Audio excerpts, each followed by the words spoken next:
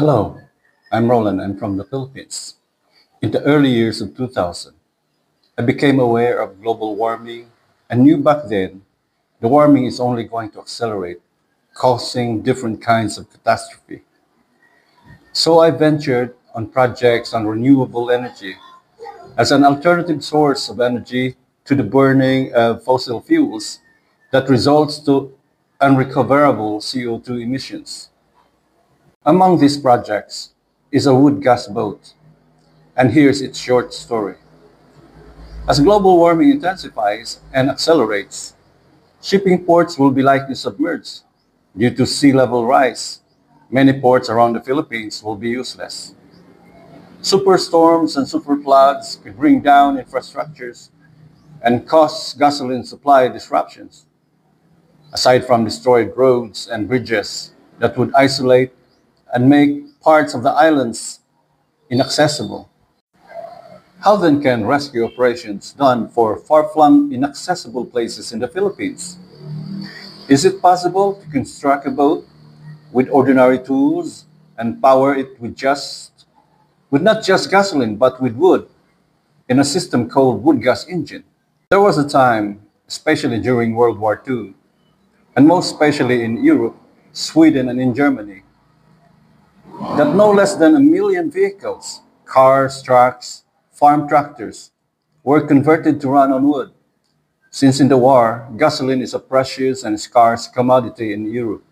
Therefore, running engines with wood is a perfected technology, even more than 100 years ago.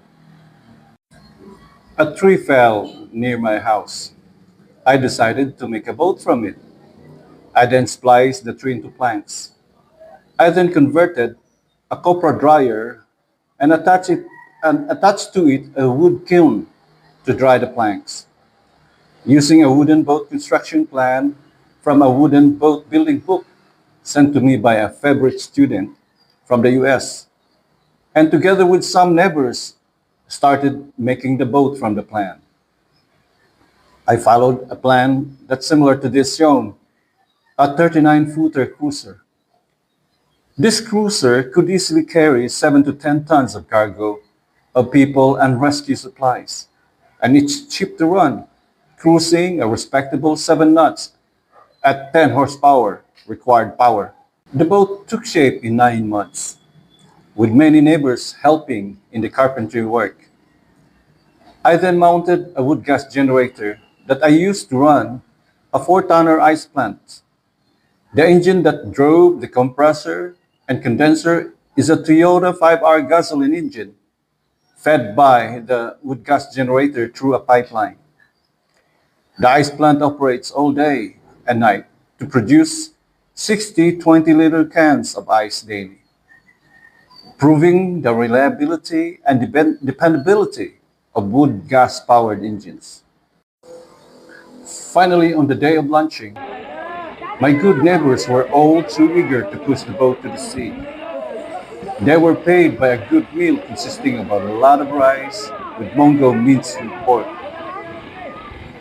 The boat was beauty to look at, and the way it cuts the water was just beyond expectation.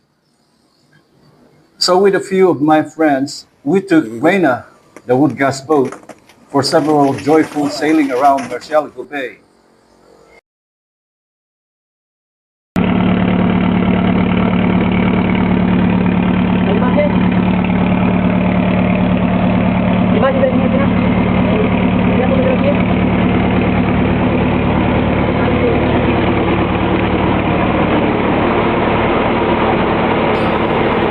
Observe that the running engine uses an improvised wood gas carburetor connected to the reactor.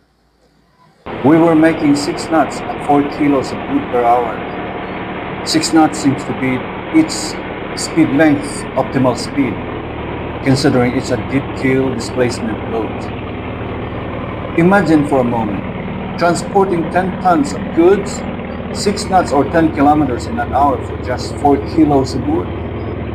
Wood gas boat transport system's efficiency is unbeatable. Why not many are doing it?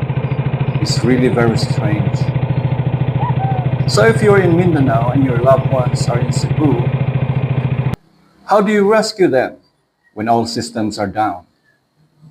Or do you think it could never, ever happen in your lifetime?